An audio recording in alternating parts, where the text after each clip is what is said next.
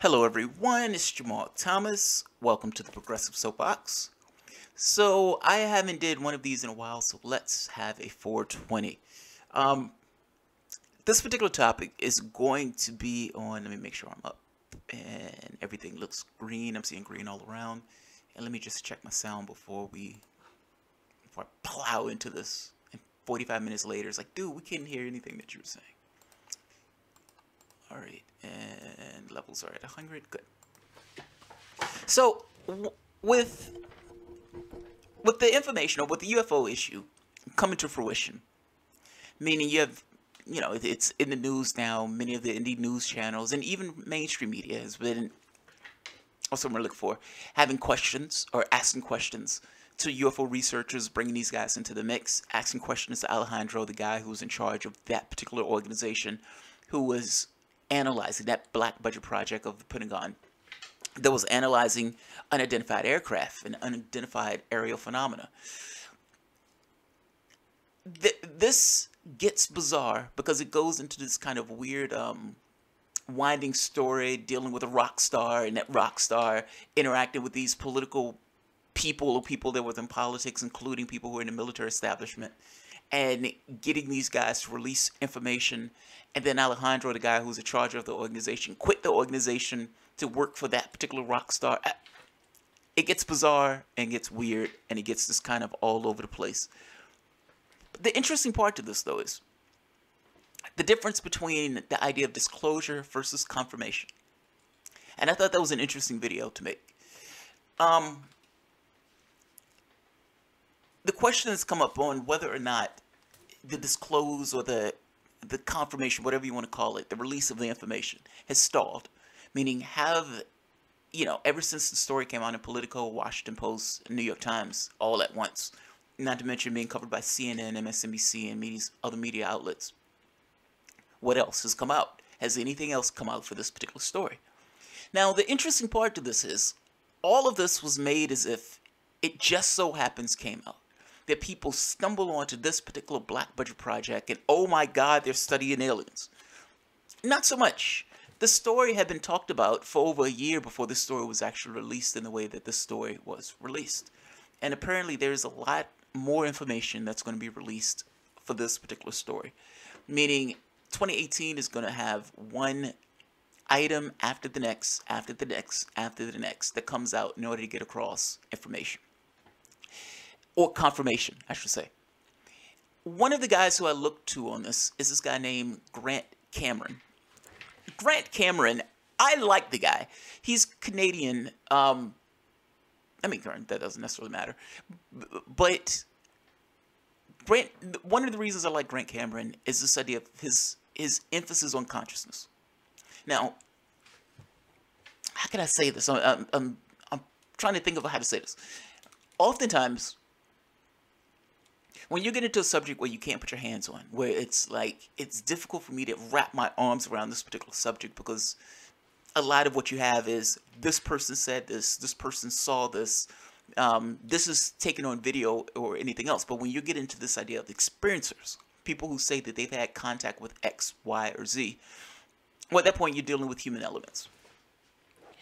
You're stuck with a dilemma.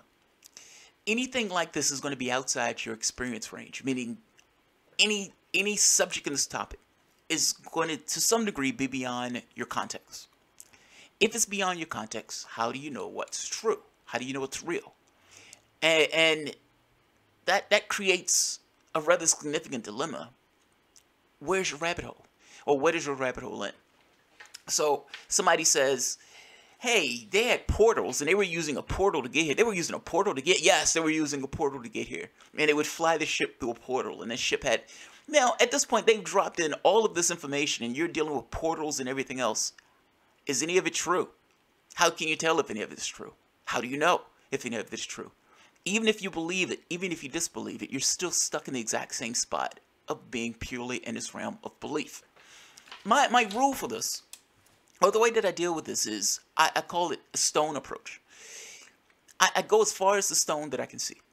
So when it gets outside of my reality space, outside of my context, and I can say, I've experienced this, and because I experienced this, I can see that stone. I haven't touched that stone, but I can see that stone. I can see where that particular stone is going to be in place, and I think that's a solid stone that I can step on. I can't go beyond that stone. So there's certain stories and stuff that come out that I'm like, okay, this is way beyond my reality context. I have no basis of reality in this part at all. And so is it possible that this person was born in some other dimension and was given this kind of technology by some military brass that allowed them to jump dimensions when that dimension was conquered by what? It's possible, yes. Am I going to believe it? Fuck, no. My belief goes as far as the stone that I can see. Now, I say that to say that some of Grant Cameron's stuff goes beyond my context. Like, it goes beyond the stones that I can see. Some of the stuff is well within my context. Some of the stuff is not. I only make this point to say that if you're an investigator and you're a researcher and people are telling you something, you have one or two things. You can either discount the research, you can discount what those people are telling you, or you can believe what those people are telling you. There's some stuff that Grant has conversations about where I understand that it's the rabbit hole paradox of, okay, this is beyond my context, so where does this rabbit hole end? But some of this stuff is beyond my context. So I can't necessarily get behind everything that Grant says. But a lot of what Grant says is within my context, is within a space where I can see the next stone, whereas within my own experience space where I can say, okay, I think he has something here because I can see from my own experience that this is probably true, or at the very least some aspect of this is true. In this very particular case, we're just talking about research. We're just talking about what he's heard, what people have told him. We're not talking about experiencers. We're purely talking about the information itself dealing with Tom DeLonge. I chop a lot of wood on this because I want to make this very clear point that some of the stuff that comes up in this field can be in the fucking boonies. It can be in the boonies. It's like they're programmable life form. Like Stephen Greer, for example. Oh God. So my wife doesn't necessarily like Stephen Greer. And Stephen Greer can be someone insufferable to listen to. Stephen Greer can talk for 30 minutes. And 15 of those minutes is him telling you how awesome Stephen Greer is. And unacknowledged in the video, I finally got the chance to see the video.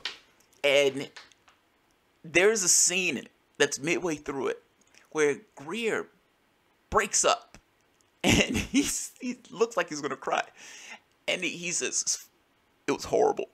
What he's talking about is this burden, this massive burden that he had to take the whole thing on his back because the public itself or these brass or the elements of government didn't necessarily want to disclose this information themselves, so they used him as a proxy. He's like, I'm just a country doctor from Virginia. What do I know? This burden, it was horrible. Sorry, I don't mean to take shots at Stephen Greer. I'm just making the point that sometimes the stuff could be in the boonies. And Greer has said stuff that's way out into the weeds where you're like, yeah, you're so far beyond my experience space that I can't even see you at this point.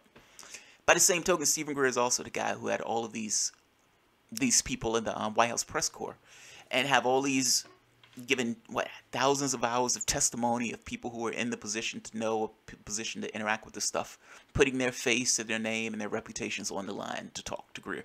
So it's a mixed bag. I'm just making the point that Grant Cameron, some of this stuff is probably going to be considered the same way. In this case, I'm talking very specific, however, and I'm talking about his sources and what his sources have been telling him about information that's going to be coming up within the next year. I'm going to show this video, and he makes an interesting case, or an interesting argument, on the difference between the idea of confirmation versus disclosure, and making the argument that what's taking place is not disclosure, what's taking place is confirmation.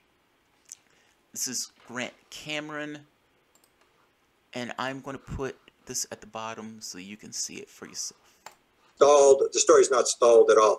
They have stopped releasing videos, and I've heard from the same people that told me a year ago that high-level government officials would step out, they would identify themselves, and they would say this is for real, which is exactly what happened October the 11th during the Tom DeLonge news conference. The same sources that were telling me that are telling me, no, this thing is just getting going.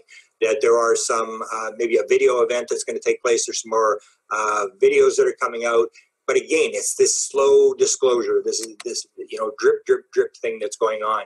And this is what the government's been doing for years. Now, the stuff, and I've reported this before, according to George Knapp, he said 38 reports, some of them hundreds of pages long, up to 490 pages, 36 technical reports at one time. I don't know if this is the same thing, but he mentioned 36 technical reports, 24 films, warehouse with material. And this is another thing that the material I talked about in one of my previous updates about some material that was recovered from a site in New Mexico where a government official took two academics, blindfolded them, took them to this site. That has now come up on Open Minds Forum. That they're now talking about this material, and again, this is one of these crossover things where this is clearly a Tom DeLonge story, and you have the Pandolfi people now talking about this hardware material, that it will be at this meeting next week.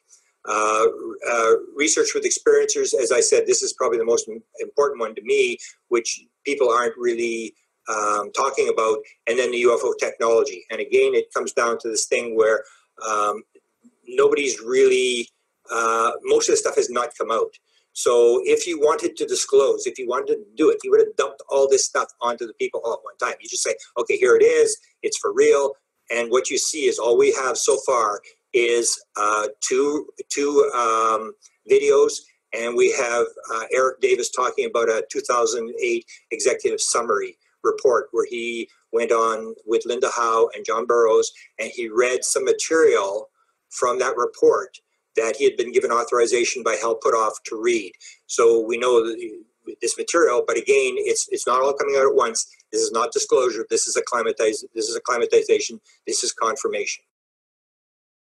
The important point that he's making there is acclimatization. It's getting the public primed and getting the public ready. One of the main concerns, or I would probably say the main concern, is the public's reaction. What is the public's response going to be to something like this? Does the public freak out? Does the public lose its shit? Does it start setting things fire? Does it start grabbing their guns? What does the public do when information comes out that's saying something else is coming from our shores, or coming from somewhere else and landing to the shores of this planet? I gotta be honest, I agree with him on this. So, you look back over the years, this goes all the way back to the 1940s, Roswell crash and all this other stuff, and it's like breadcrumbs being released into the public, but it seems at some point those breadcrumbs went into hyperdrive. So, for example, they would say, oh, we found water on Mars. Hey, we found water on Mars. It was understood that if you find water somewhere else, then that is one of the byproducts or one of the precursors to life. Mind you, that life is only specific to us, but whatever. They consider it a precursor to life. We found water on Mars. Recently, oh, there's something that's coming from off our shores, or something from this kind of thing that's coming from somewhere else, some other part of the galaxy coming into our segment of the solar system.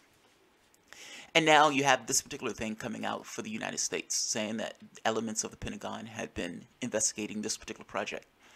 There are three problems with this. So one of the problems with this has to do with security clearances, meaning a person can't come out and just say whatever they know. Those people can be convicted and those people can be put in prison. And if you don't believe that takes place, one of the gentlemen that's in Britain, he was a British citizen. They blocked the extradition to the United States, but he was poking around in NASA's files, looking at these ships and everything else. He had heard that NASA was whitewashing some of the information that it was getting from its feeds, from its satellite feeds. And so he wanted to see for himself. He breaks into their account. He says he can't really call it breaking into account when somebody has their password set to like the word password. And he's poking around in their system over the course of several months. And it was, I forget how he said he was caught, but eventually he was caught. The information that he says he was able to find, however, is the mind-blowing part. And they tried to get him extradited to the United States. Him saying that there was like a manifest for off-world stuff, like this weird stuff. So they do try to get people extradited on charges for this stuff. Tom DeLonge, I mean, his point is, if it was disclosure, meaning if it was the United States government coming out and saying, yes, this is what's taking place, then they would say, this is all that we know. Here are the people that you need to talk to. The president will come out and say, yes, this is actually the case. That's not what's taking place. They asked Donald Trump, one of the reporters at the press corps asked Donald Trump, or asked Sarah Huckabee, whether she believed, or whether Trump believed in the UFO project, and whether Trump would refund the project, meaning would he re-up Alejandro's project. She said, we will get back to you. Now, if it's disclosure, she would just say so. She would just say so. Now, the catch to this, though, the part I think I disagree with Tom Cameron or Grant Cameron on, is the extent. This is confirmation to what end? Like, confirmation, it seems like confirmation will be to a point. There will be a reason for confirmation. It's not confirmation in and of itself. It's not like confirmation is a goal in and of itself. There would have to be some reason to it. The reason, ultimately, will probably at some point be disclosure. The question becomes, when is disclosure, and how far off would something like that be? And right now, it does not seem like they're diving headlong into the issue, while at the same time putting out breadcrumbs of the issue itself. Meaning, no, it's not the Pentagon who's doing this. And no, it's not the government who officially came out. Alejandro quit his position when he came out and said that, yes, this is what we've been studying. He was being very careful not to, I guess, run afoul of any kind of federal laws. By the same token, when he quit his position working in that black project, he went to work for the Tom DeLonge, that rock star who was instrumental in getting this information out to the public in the first place. So, I think I agree with Grant on this. This is probably more like confirmation and not necessarily disclosure. The difference between those things being, yes, this phenomenon is real. Yes, there's something coming to these shores. No, the government is not going to come out and officially say that this is what's taking place. But they will get it across in every other way possible. So, yeah. Let's see. Is anybody here? I can't post links, but I look up a video called Thinking in 11 Dimensions. You've sent me this one. So you're disagreeing, we can use the concept of dimensions to do a thing. You missed me on that. I missed you on that one. It's a mathematical concept, you stupid person. It's a mathematical concept, you stupid. It is a mathematical concept, but it doesn't necessarily mean... Look, we have a difficult time conceiving anything in regards to more than just the dimensions we're used to. So, you know, it's like time becomes this factor of fourth dimension. What does it look like for 5 and 6 and 7? You can use that stuff in mathematics. In fact, it's pretty easy to use that stuff in math. It becomes a little bit harder to think of that stuff tangibly, if that makes sense. It's not the easiest thing in the world to do. They try proofing each of the dimensions at CERN. Yeah, they're trying to. They're trying to prove all sorts of shit at CERN. The super collider. Alright guys, I'm not going to keep this one too long. I did want to get this one out though, because I saw there's more coming out on this. And I'm fascinated by this. And I'm blown away that this is not bigger news than what it is. Let me say it that way. I just sat there watching this guy who's working in the capacity of a black budget, and he's saying, yes, we've been studying these things, and yes, from our standpoint, we do think it's under some kind of intelligent control. And the media or the news person is sitting there like flabbergasted, like blown away by what this man is saying. And then they cut to some commercial and they're talking about like toilet paper or something. It's like, oh my God, this guy just said something that was mind-blowing. Just something that was mind-blowing. All right, so I'm going to end this. All right, guys. Thank you for showing up. I know this was random. I'm going to try to get these to be a little bit more nailed down from a time standpoint. Either 5 o'clock every day or 6 o'clock every day. But that's my goal anyway. So we'll see how that goes. All right, guys. If you enjoy the content, of course, feel free to share, like, subscribe, and of course, as always, support through Patreon. Thanks, everyone.